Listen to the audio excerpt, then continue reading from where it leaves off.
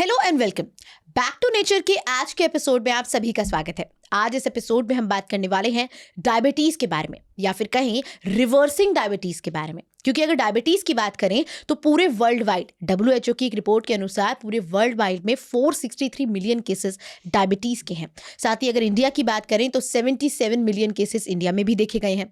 और आपको बता दें कि ये भी रिपोर्ट सामने आई है कि आगे आने वाले कुछ सालों में डायबिटीज एक एपिडेमिक भी बन सकता है।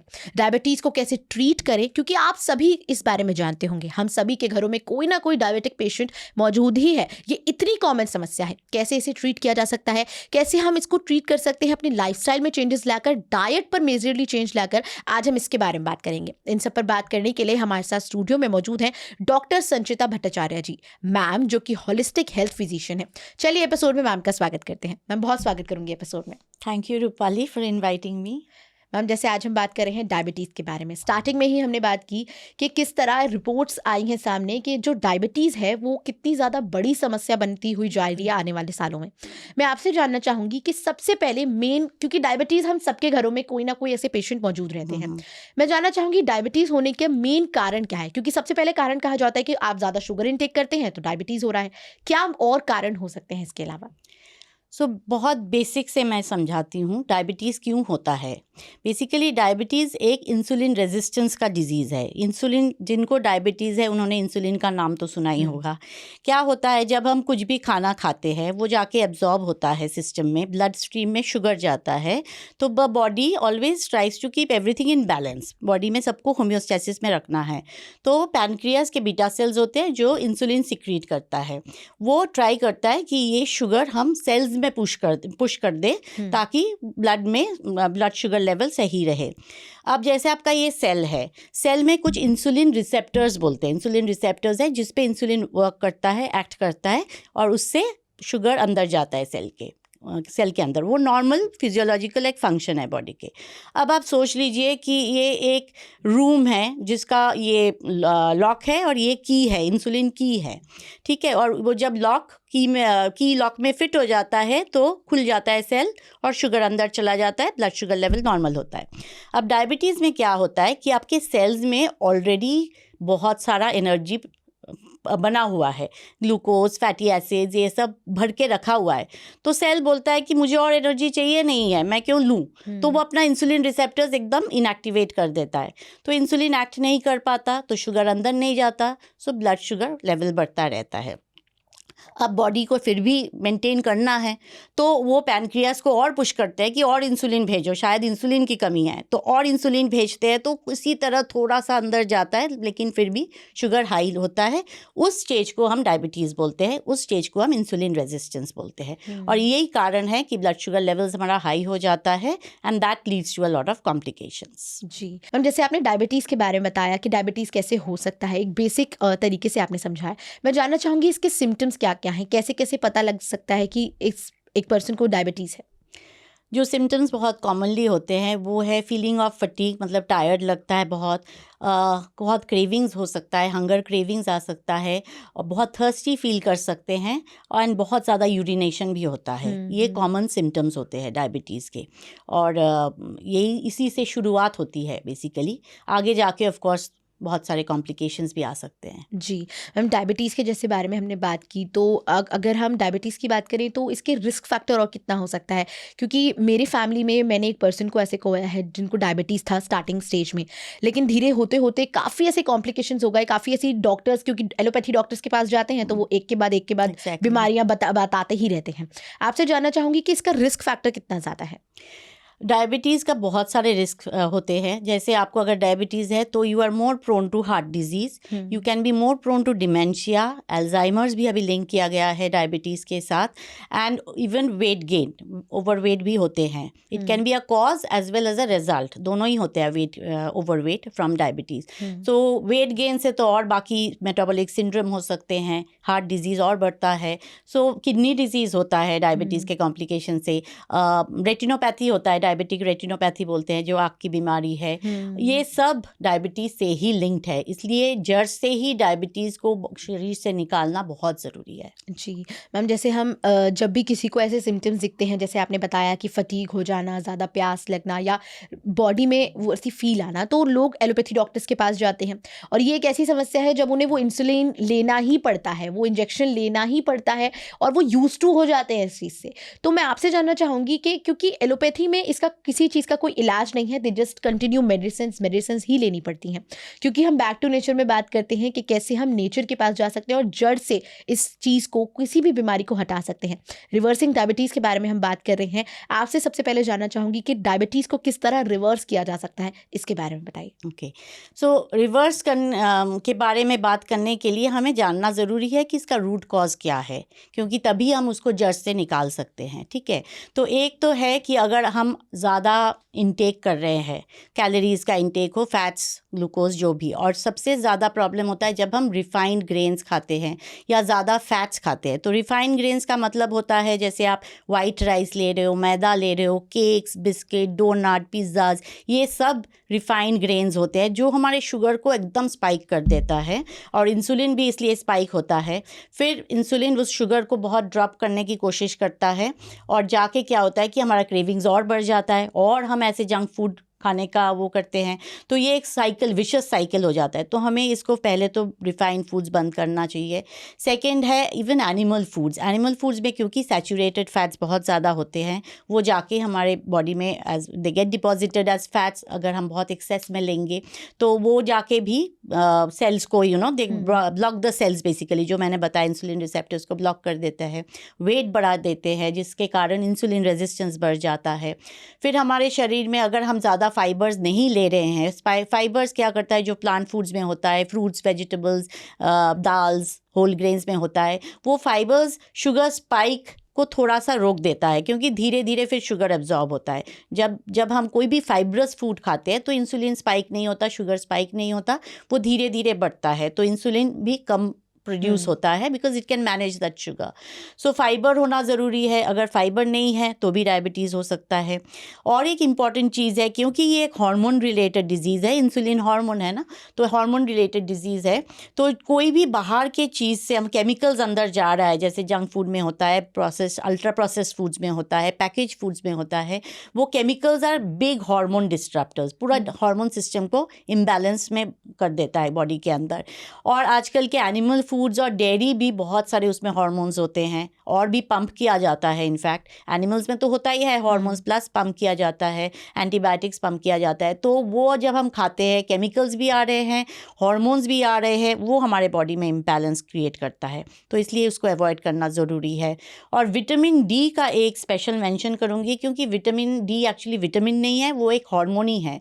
तो जब विटामिन डी की कमी होती है बॉडी में, तो भी इंसुलिन रेजिस्टेंस बढ़ता है।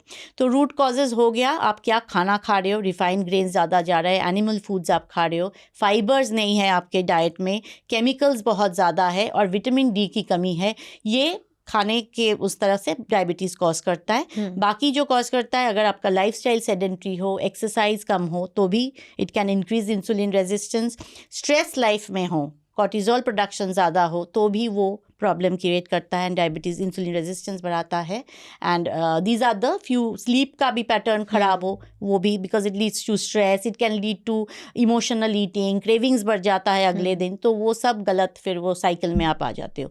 सो these are the root causes, और अगर हमें रिवर्स करना है तो ये सब रूट कॉजेज़ को एक के बाद एक को ठीक करना है, और तभी डायबिटीज़ रेमिशन या रिवर्सल हो सकता है, ज़रूर हो सकता है, बहुत लोगों में हुआ है। जी मैम, आपने एक बुक लिखी है होलिस्टिक हेल्थ ओवर मेडिसिन, उसके बारे में बात करेंगे, जहाँ पर आपने एक टॉपिक लिया है रिवर्सिंग डायबिटीज़, उसमें आपने बात की है डाइट के बारे में।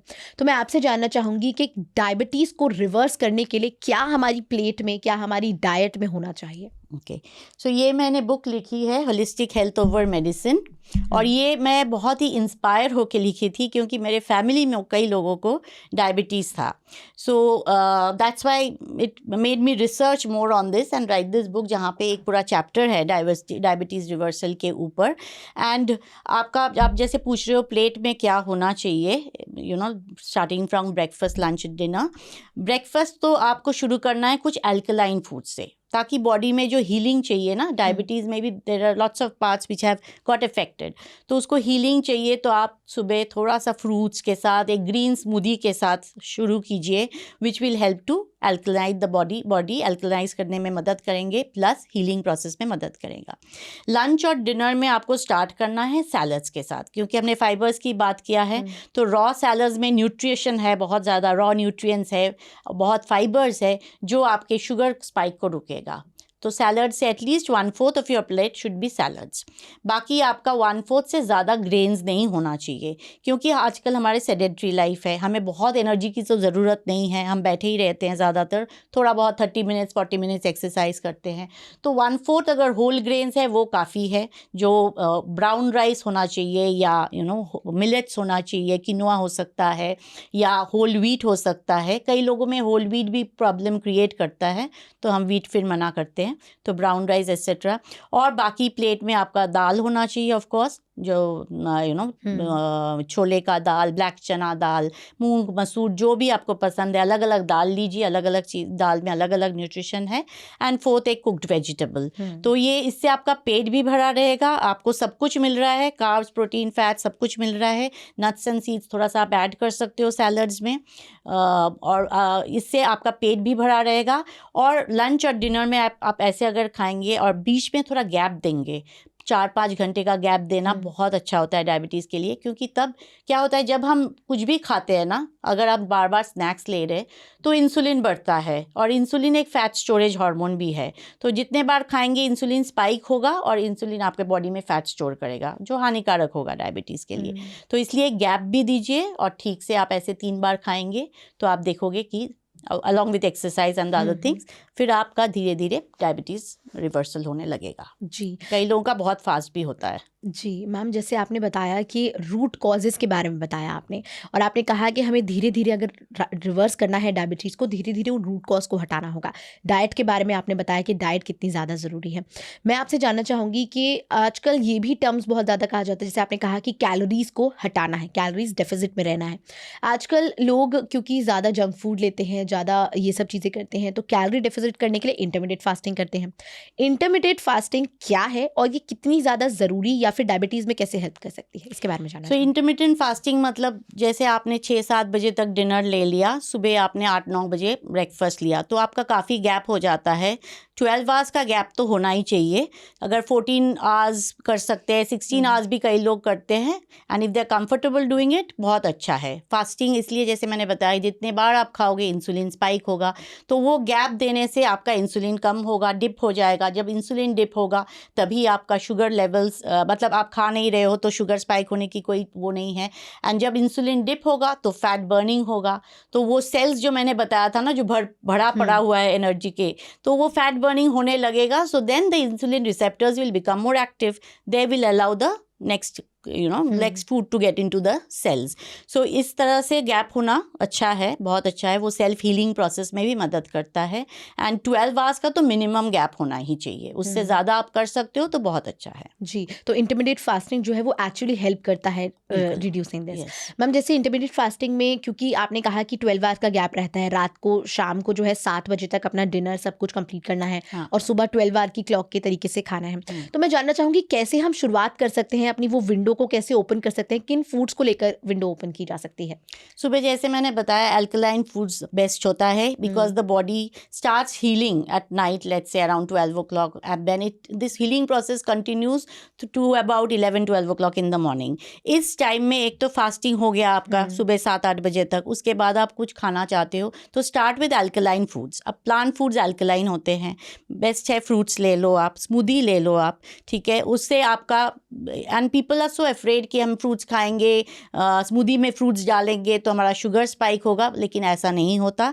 फ्रूट्स आर नेचुरल फूड, उसमें फाइबर होता है, उसका प्रोसेसिंग अलग ही होता है बॉडी में, सो वो स्पाइक नहीं करेगा। You can take some fruits, you can take some green smoothie, और after that, after 2 hours, if you feel a little hungry, आप जैसे एक चीला बना लिया या उपमा बना लिया, लेकिन होल ग्रेन्स का उपमा होना चाहिए, ब्राउन राइस का उपमा होना चाहिए, या मिलेट का उपमा होना चाहिए, तो उसके, और उसमें काफ़ी सारा वेजिटेबल्स होने चाहिए ताकि आपका फाइबर अच्छे से रहे, so that will itself start the healing process and reversing diabetes. जी मैम, रिवर्सिंग डायबिटीज़ के लिए हमने बात की किस तरह लाइफस्टाइल में चेंज लाना है और साथ ही साथ डाइट पे क्या कुछ चेंजेस लेकर आने हैं और क्या कुछ इंक्लूड करना है।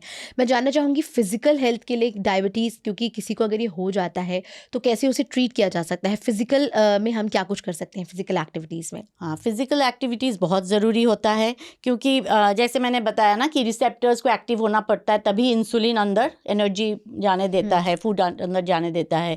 बट व्हेन यू एक्सरसाइज, वो एक्सरसाइज कंट्रैक्शन जो होता है ना मसल का, वो itself he you can push the sugar into the into the cells basically. So exercise करने से आपका इंसुलिन रेजिस्टेंस कम होता है, इंसुलिन सेंसिटिविटी बढ़ता है, insulin can act better even without those insulin receptors not opening up, वो तो है ही। और फिर एनर्जी यूज़ अप होगा, एनर्जी जब यूज़ अप होगा तभी तो सेल्स एम्प्टी होंगे, तभी it will take the next food into properly, food metabolise होगा फिर। इसलिए एक्सरसाइज बहुत ज़रूरी है। स्ट्रेंथ ट्रेनिंग, योगा और एरोबिक तीनों का मिक्सचर रखिए। Yoga is basically organ healing होता है, जॉइंट्स फ्लेक्सिबल रहता है, एंड स्ट्रेंथ ट्रेनिंग से मसल, आपका जो वेट ट्रेनिंग हम बोलते हैं, उससे मसल ग्रोथ होगा, तो muscles will use a lot of energy on a daily basis also, so that way your insulin resistance will improve.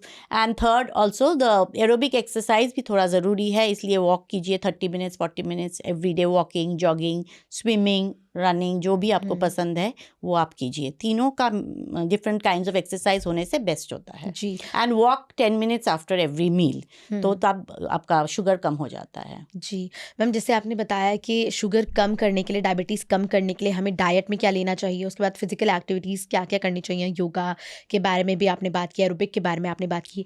आजकल लोग ज़्यादा जिम जाने लगे हैं, जिम ट्रेनिंग करने लगे हैं, लेकिन कहीं ना कहीं उसके भी रीजंस आए हैं सामने कि उससे बॉडी में मसल्स जो हैं वो वीक पड़ जाती हैं, या फिर एक सम पॉइंट के बाद जिम को थोड़ा गलत बताया ही गया है। मैं आपसे जानना चाहूँगी क्या जिम ट्रेनिंग भी की जा सकती है, और क्या ये सही है, ये मिथ है कि जिम्स नहीं जाने चाहिए और योगा वगैरह ज़्यादा करनी चाहिए? नहीं, जिम बिल्कुल, अगर आप ठीक ट्रेनर के हाथ में हैं तो ज़रूर जाना चाहिए, ग्रेजुअली बिल्डअप करना चाहिए, अचानक नहीं बिल्डअप करना चाहिए। कई बार होता है लोगों के पास बिल्कुल एनर्जी नहीं होता, लेकिन उन्होंने सुना है कि जिम करना है तो बिना एनर्जी के ही किसी तरह चले जाते हैं। That is not right.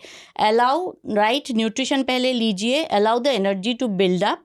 अगर आपको बॉडी सिम्टम्स दे रहा है कि आपको फटीग है, टायर्डनेस है, ये bodies way of telling you कुछ समथिंग इज़ नॉट राइट, तो आपको पहले न्यूट्रिशन इम्प्रूव करना चाहिए, उसके बाद आप ज़रूर जिम जा सकते हो। ऐसा कुछ नहीं है कि हार्मफुली होगा, बट आपको एक प्रॉपर ट्रेनिंग के साथ करना है। ऐसा ना हो कि आपका जॉइंट्स इंजर हो रहा है या मसल ज़्यादा वर्कआउट हो रहा है, तो उसको समझ के ही करना चाहिए, that is all. But gymming is a way out today, क्योंकि हर कोई बाहर जाके तो एक्सरसाइज नहीं कर पाता, तो जिम में ही जाते हैं, दैट्स ऑल्सो ओके। जी मैम, जैसे हमने बात की कि डायबिटीज़ में कहीं ना कहीं स्ट्रेस भी रिलेटेड है, स्ट्रेस होना भी ज़्यादा इसमें देखा जा रहा है कहीं ना कहीं कॉज। तो मैं आपसे जानना चाहूँगी कि स्ट्रेस क्यों, किस रीज़न की वजह से डायबिटीज़ में इफेक्ट करता है, और साथ ही साथ कैसे इससे ट्रीट किया जा सकता है? ओके, सो देखो आजकल तो क्रॉनिक स्ट्रेस है। अब हज़ारों लाखों साल पहले क्या होता था कि हमें स्ट्रेस होता था, हम जंगलों में रहते थे, और जब एक भालू दिखता था या टाइगर दिखता था तब हमें अचानक ऑब्वियसली स्ट्रेस हो जाता था। एंड द बॉडीज रेस्पॉन्स ऐसे ही बिल्ड किया गया है कि जिसको हम बोलते हैं फाइट या फ्लाइट। तो या हमें भागना है टाइगर को देख के, या तो हमें फाइट करना है टाइगर के साथ या भालू के साथ। तो इसमें क्या होता है, कॉर्टिजोल सिक्रीशन होता है फाइट और फ्लाइट सिचुएशन में। जब कॉर्टिजोल वो स्ट्रेस हार्मोन है, तो that was an important thing there, क्योंकि कॉर्टिजोल सिक्रीशन होने से हमें दौड़ना है, एनर्जी चाहिए, तो sugar used to rush to the blood stream, ताकि वो शुगर यूज़ कर पाए हम लोग, मतलब whatever is stored glucose, उसको हमें यूज़ करना है क्योंकि हमें रन करना है। So that time cortisol has a good effect, और हम रन करते थे तो वो शुगर यूज अप हो जाता था। आजकल प्रॉब्लम यह है कि 24 आवर्स लोगों को स्ट्रेस है, कॉर्टिजोल हाई है, तो शुगर तो बहुत ज़्यादा बढ़ रहा है, बट हम यूज़ नहीं कर रहे क्योंकि हम बैठे ही हैं। और उल्टा हम ये भी करते हैं कि हम बैठ के आइसक्रीम खाने लगते हैं स्ट्रेस में, या केक खाने लगते हैं, तो शुगर हमारा और बढ़ जाता है। सो स्ट्रेस को, क्रॉनिक स्ट्रेस को हैंडल करना बहुत ज़रूरी है ताकि कॉर्टिजोल लेवल्स नीचे रहे। इसके लिए मेडिटेशन कीजिए, योगा कीजिए, प्राणायाम कीजिए, रिलैक्सेशन एक्सरसाइजेस कीजिए, म्यूज़िक सुनिए, अच्छे म्यूज़िक सुनिए, light music, that will help to bring down the stress. और अपना माइंड सेट भी थोड़ा चेंज कीजिए कि everything is not going to work out in life according to what you think.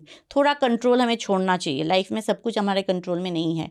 तो ये माइंड सेट और ये सब अगर प्राणायाम, मेडिटेशन वगैरह करेंगे तो स्ट्रेस लेवल्स कम हो जाएगा and will see an improvement in our blood sugar levels also. बिल्कुल, अगर अपनी लाइफ में स्ट्रेस को एलिवेट करना है तो मेडिटेशन और खुद पर ध्यान कितना ज़्यादा ज़रूरी है देना, वो आपने बताया।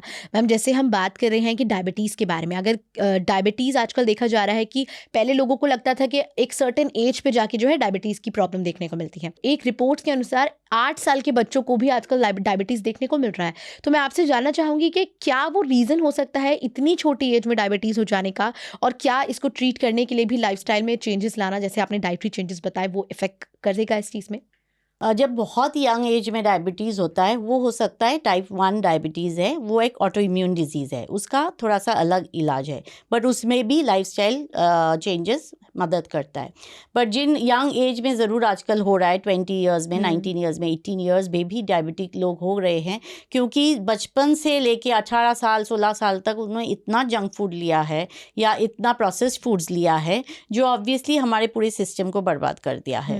सो अल्ट्रा प्रोसेस्ड फूड्स में फाइबर्स नहीं होते, न्यूट्रिशन नहीं होते, तो बॉडी को प्रोटेक्शन नहीं मिलता from diabetes. So that's why things are happening like that, and lifestyle changes ही आंसर है, क्योंकि आप कितने दवाई लोगे, दवाई के साइड इफ़ेक्ट्स होते हैं, और उतने छोटे उम्र में आप दवाई स्टार्ट करोगे, एक के बाद एक ऐड करते जाओगे, तो उसके तो साइड इफ़ेक्ट्स और भी बढ़ते ही जाएंगे ना। तो that's why it's very important कि लाइफस्टाइल चेंजेस से ही आप रूट कॉजेज़ को हटाएं और इसको ठीक करें। जी मैम, आज के एपिसोड में आपने डायबिटीज़ को कैसे ट्रीट किया जा सकता है, लाइफस्टाइल में क्या क्या चेंजेस लाने हैं, उसके बारे में आपने बताया। जैसे कि आप एक होलिस्टिक हेल्थ फिजिशियन हैं, लोगों को जब भी कोई भी बीमारी होती है एलोपैथी डॉक्टर के पास जाते हैं और डायरेक्ट वहाँ पर जाके उन्हें इतनी सारी दवाइयाँ, इतने सारे पर्चे जो हैं वो थमा दिए जाते हैं कि अब इसको कंटिन्यू रखना है और दवाइयाँ ही लेती रहनी है, तभी ये बीमारी से हम, क्योंकि बीमारी हट तो सकती नहीं है, उस बीमारी के साथ ही जीना पड़ता है और दवाइयाँ लेती रहनी पड़ती हैं।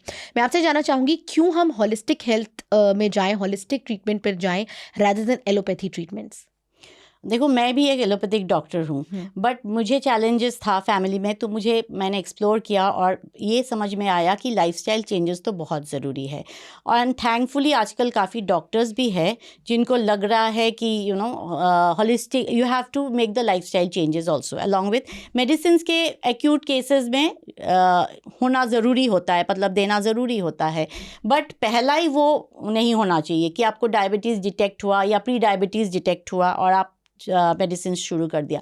पहले आपको लाइफस्टाइल चेंज करने की कोशिश करना चाहिए, करना भी चाहिए, under the supervision of a dietitian, under the supervision of a holistic health physician. अगर आप ऑलरेडी मेडिसिन ले रहे हो तो be under your doctor supervision also, lifestyle changes कीजिए ताकि आपको दवाई स्टार्ट करने की ज़रूरत ही ना पड़े। और अगर स्टार्ट करना ऑलरेडी आपने किया हुआ है स्टार्ट, तो धीरे धीरे उसको हम टेपर ऑफ कर सकते हैं। तो होलिस्टिक अप्रोच लेंगे तो ये आपको मेडिसिन नहीं लेना पड़ेगा, और ये रूट कॉजेज़ को आप हटा रहे हो, जड़ से आप बीमारी को हटा रहे हो। मेडिसिन खाने से कॉम्प्लिकेशंस नहीं होगा, इसका कोई गारंटी नहीं है। सिम्टम्स को ही सप्रेस करता है यूजुअली मेडिसिन, तो उसका कोई फ़ायदा नहीं है, because the disease will progress unless you make the lifestyle changes. तो इसलिए holistic approach is the way to go now. जी मैम, जैसे होलिस्टिक आपकी बुक जो है होलिस्टिक हेल्थ, उसमें आपने बताया कि किस तरह रिवर्स को कर सकते हैं डायबिटीज़ को डाइटरी के साथ, और क्या क्या हम इसमें इंक्लूड कर सकते हैं रिवर्स करने के लिए डायबिटीज़ को। जैसे मैंने बताया, एक्सरसाइज भी बहुत ज़रूरी है, meditation, yoga, relaxation, relaxation exercises, ये सब हर रोज़ कीजिए, 20 मिनट्स रखिए इसके लिए। एक्सरसाइज 30 मिनट्स का वॉक कीजिए, 2 दिन योगा कीजिए, 1-2 दिन आप स्ट्रेंथ ट्रेनिंग कीजिए ताकि आपको सब तरीके से प्रोटेक्शन मिले। And so these are the 3-4 things. और स्लीप, 8 आवर्स का स्लीप लीजिए, ठीक टाइम पे सोने का प्रैक्टिस कीजिए। And the sleep also helps to improve the insulin resistance. बिल्कुल मैम, आप हमारे साथ एपिसोड में जुड़े और डायबिटीज़ को कैसे रिवर्स किया जा सकता है लाइफस्टाइल में चेंजेस लाकर, हेल्थ पर चेंजेस लाकर और खुद पर ध्यान देकर, इसके बारे में आपने बताया। इसके लिए आपका बहुत बहुत धन्यवाद। थैंक यू रूपाली जी। आज के एपिसोड में हमने जाना है कि हम डायबिटीज़ को कैसे जड़ से ख़त्म कर सकते हैं, यानी कि डायबिटीज़ को टोटली रिवर्स कर सकते हैं। डायबिटीज़ एक ऐसी समस्या है जिसे हम लोग आम तौर पर देखने को मिलती है, आम तौर पर हम लोग की फैमिली में लोग इससे गुजरते हैं। डायबिटीज़ कितना ज़्यादा रिस्की है, इसके क्या क्या कॉम्प्लिकेशंस हो सकते हैं, इसे कैसे ट्रीट किया जा सकता है, लाइफस्टाइल में चेंजेस लाना कितना ज़्यादा ज़रूरी है, और होलिस्टिक हेल्थ क्या है, और ये क्यों एलोपैथी से कितनी ज़्यादा बेटर है, और कैसे ये टोटली किसी भी डिजीज़ को रिवर्स कर सकती है, आज हमने इसके बारे में जाना। इस एपिसोड के लिए इतना ही। उम्मीद है आपको इस एपिसोड से काफ़ी कुछ इन्फॉर्मेशन मिली होगी। बने रहिए पीएमसी हिंदी के साथ। पीएमसी हिंदी, बदले जीवन।